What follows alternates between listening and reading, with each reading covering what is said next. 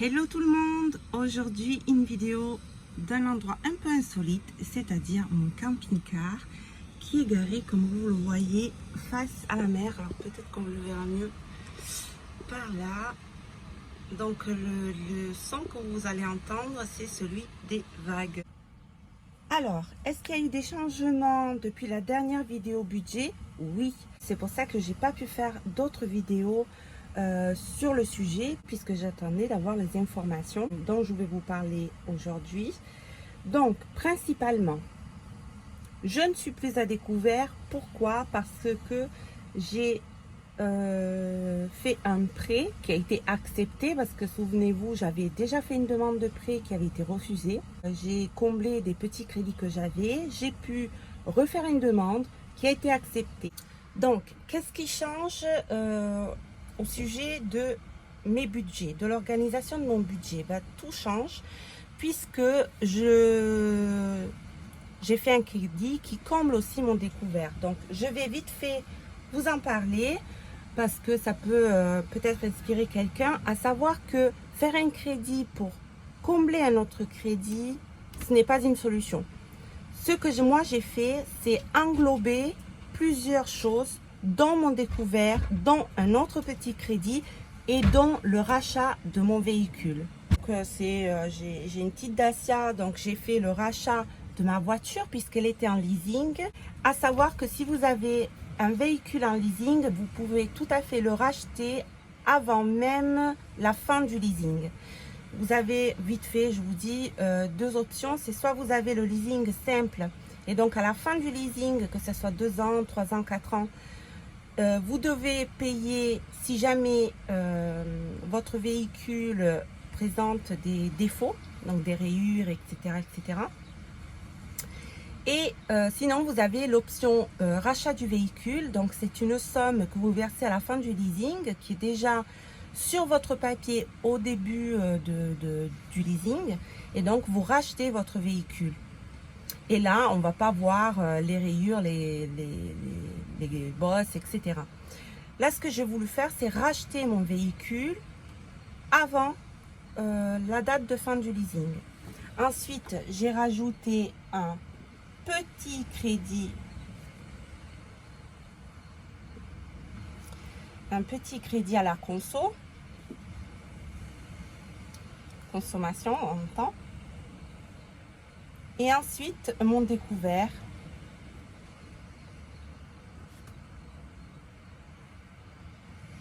Voilà.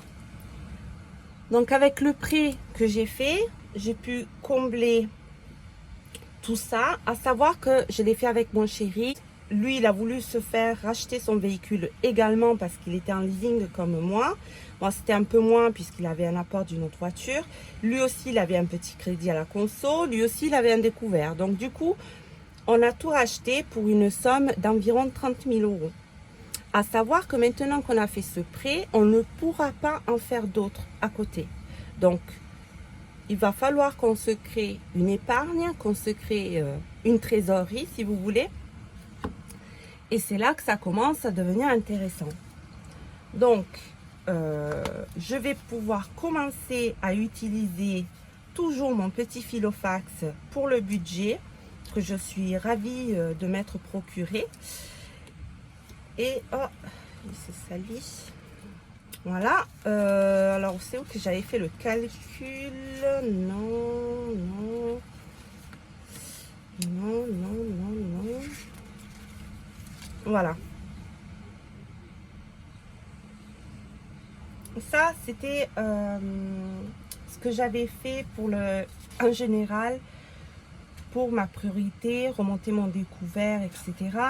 Les comptes vite fait que j'avais fait pour le mois de mai. Et en fait, je me rends compte que du coup, je vais devoir refaire une feuille avec ma nouvelle priorité, dans ce qui va être fonds de secours, trésorerie, enfin, appelez-le comme vous voulez. Mais c'est pas évident parce que du coup, c'est tout nouveau. Alors ça n'a rien à voir là. Donc, Ben voyez, là du coup, cette page ne me sert plus. L'adieu découvert Blanquer ne me sert plus maintenant, j'espère que ne me servira plus jamais, on est d'accord. Bon, je la garde quand même au cas où, au pire si un jour j'ai pas de place, je collerai quelque chose dessus. Donc là il y a le fond d'urgence. Alors j'avais déjà mis des objectifs il y a dans un temps très lointain, et j'avais fait le calcul pour voilà, mettant 100 € à chaque fois. Donc ça c'est des choses qu'on va définir en couple. Voilà, là par exemple, nous on a acheté une maison, mais pouvoir rajouter une somme pour diminuer les montants mensuels ou diminuer le temps, voilà, ça c'est tout. La voiture, là par exemple, la voiture, normalement j'en ai plus besoin, sauf si faire une épargne voiture réparation. Mais là du coup, une épargne voiture pour acheter mon véhicule, ben, du coup ça a plus d'utilité. À savoir que du coup, il nous reste le budget, le crédit de la maison et ce crédit conso qui englobe tout le monde. Donc l'intérêt, c'est créer, si vous le pouvez, c'est faire un crédit qui englobe tout le monde. Ou le plus de sommes possible, puisque du coup, ça vous... si vous pouvez le faire sur une durée, par exemple, de 10 ans, ça va diminuer vos mensualités et ça vous permettra de souffler un petit peu tous les mois et de pouvoir augmenter l'argent que vous allez mettre de côté. Et j'ai mon café qui arrive. Mickey. Hop, dessus. Voilà, l'épargne vacances. J'en ai pas pour vous. Ça, c'est surtout le suivi de ma voiture par rapport à tout ce qui est réparation, etc. Ou contrôle technique. Là, pour mes animaux, il va falloir que je remplisse parce que je ne sais pas trop si on est à jour. Ça, c'est des feuilles du coup que j'avais trouvées sur internet et que j'aimais beaucoup, du coup que je les ai collées.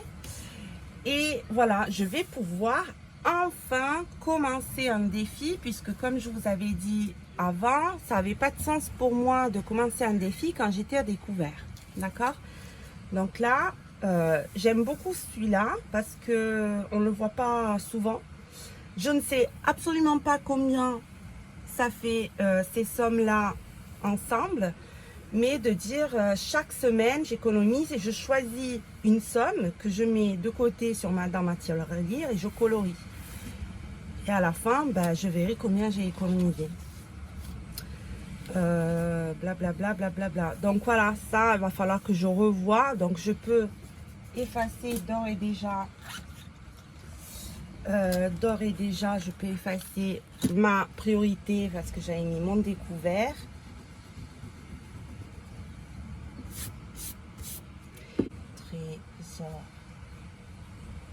Trésorerie. Et entre parenthèses, ou fonds d'urgence. J'aime pas trop l'appeler fonds d'urgence.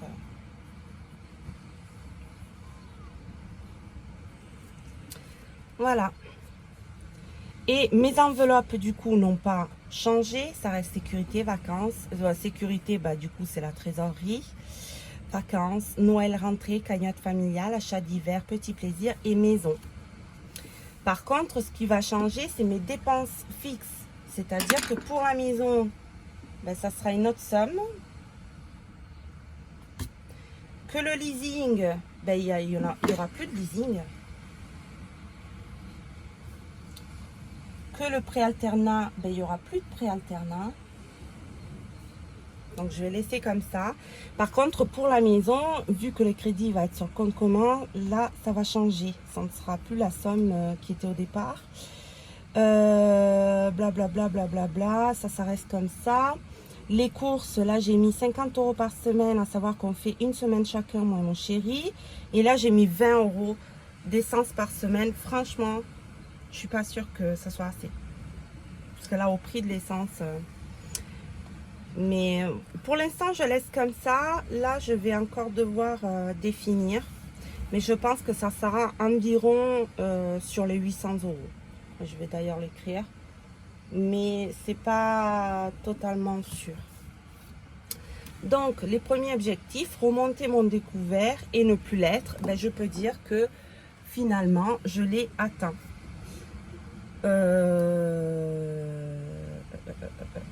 Donc, comment je pourrais faire ça joliment?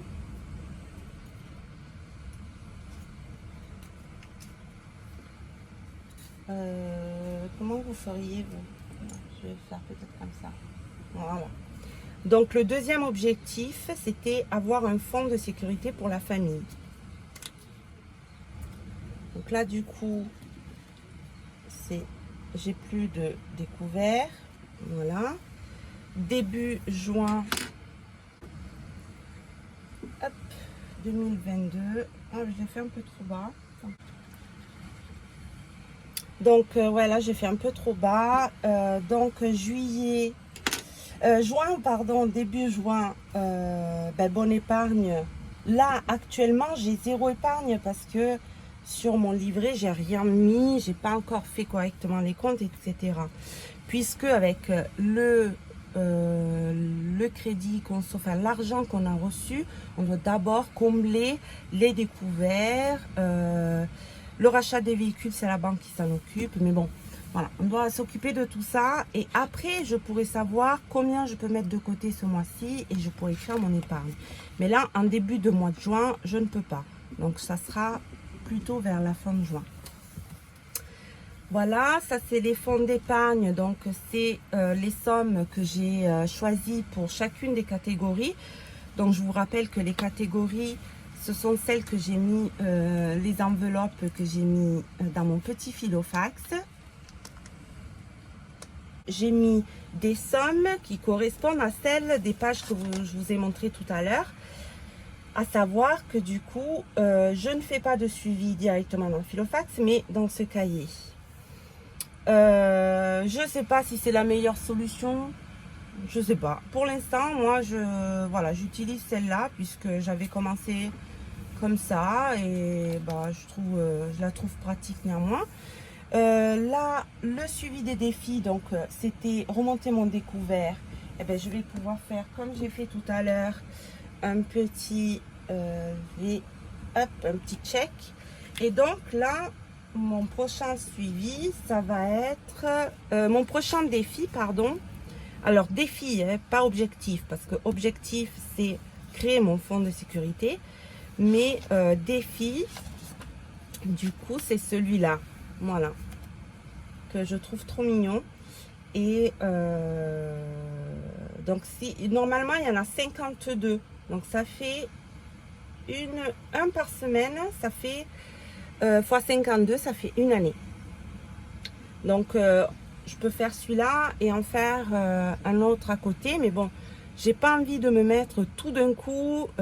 Enfin, je peux pas faire des vidéos ou m'organiser un budget, etc. Si je sais déjà tout. Non, je sais pas tout. Je commence, voilà, ben, je me dis, ben, je commence par celui-là. Et puis, progressivement, quand je serai bien organisée, que je sais où va mon argent, etc., je pourrai ensuite me mettre un deuxième défi. Mais je pense que c'est un peu comme quand on commence un potager, on ne peut pas faire tout d'un coup, tous les légumes, tous les fruits, etc. On commence petit à petit. Et je m'égare. Donc, comment je pourrais appeler ça? Le défi des 52 semaines. Ah, je vais marquer ça.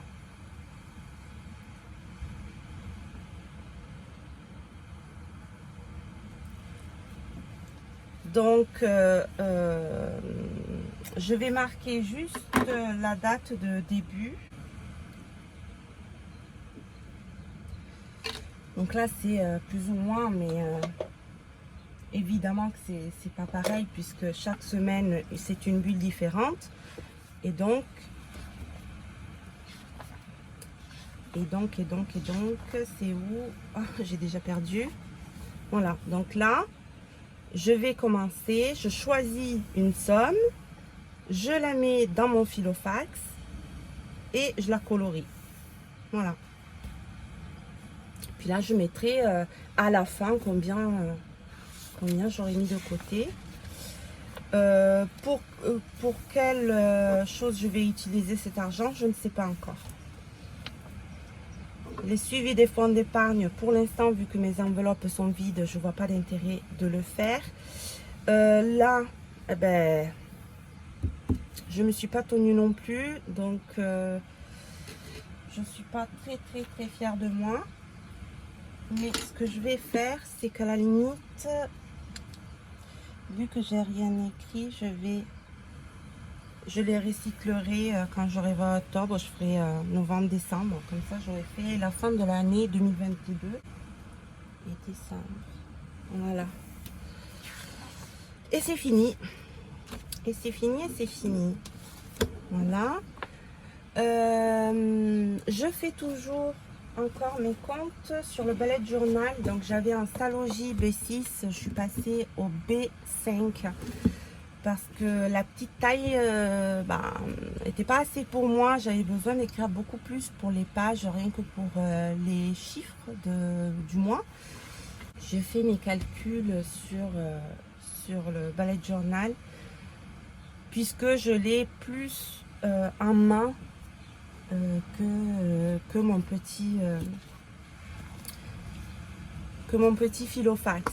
Et vraiment, j'ai hâte de l'utiliser parce que c'est vrai, là, je l'utilise pas beaucoup. Et je vais créer, comme j'avais fait l'autre fois, je vais créer un petit tableau de conduite à tenir sur comment je vais faire avec les priorités, les apports dans l'enveloppe, etc., etc. Voilà, j'espère que la vidéo vous a plu. Je vous dis à très bientôt pour une vidéo sur le budget.